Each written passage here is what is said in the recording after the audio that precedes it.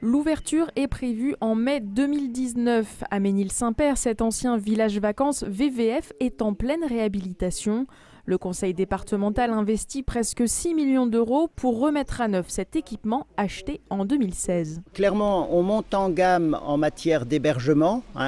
Au lieu d'être de l'hébergement type gîte, c'est vraiment de l'hébergement avec des chambres qui ont un niveau de confort hôtelier. Mais on monte surtout en gamme avec les services complémentaires, puisqu'il y aura la restauration sur place et puis un espace aquatique, puisque c'est le type de produit que recherchent aujourd'hui les clients. On a placé la piscine donc ici entre le bâtiment d'accueil et le logement du gardien, puis avec plutôt les services d'un côté et l'hébergement de l'autre avec toute sa tranquillité.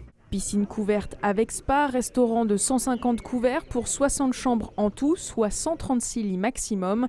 Objectif, accueillir les familles en pleine saison et étendre les possibilités pour les groupes d'avril à l'automne. Le site nous intéressait d'abord par la qualité des installations du département, par le lac bien sûr, par tout le côté touristique, la ville de Troyes, le Champagne, le Chaours, et puis toute la qualité de ces chemins de randonnée. Il faut savoir qu'à peu près la moitié de nos groupes, ce sont des groupes de randonneurs. D'ailleurs, on a commencé depuis un mois, un gros mois de commercialiser l'établissement pour l'année prochaine. On a des demandes, plusieurs demandes chaque jour de groupe. Les délégations sportives en 2024 ou avant sont également un public ciblé.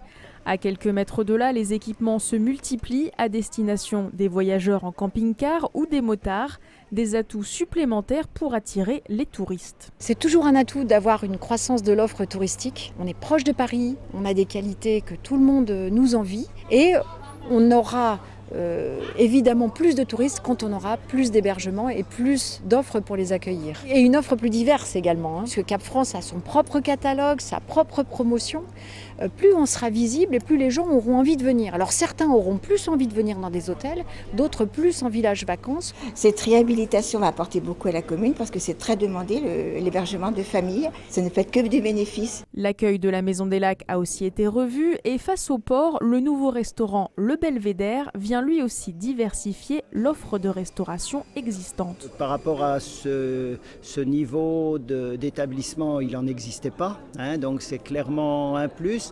Ce qui fait la force, c'est le collectif et que les uns entraînent les autres. L'objectif, c'est de faire venir le plus possible de gens sur le site. L'aménagement touristique des Grands Lacs s'étoffera également près des plages, avec par exemple une zone dédiée au kitesurf ou à Dienville, un terrain de beach soccer et la pose d'un brise-clapot pour la pratique du ski nautique. Des investissements à hauteur de 700 000 € en 2018.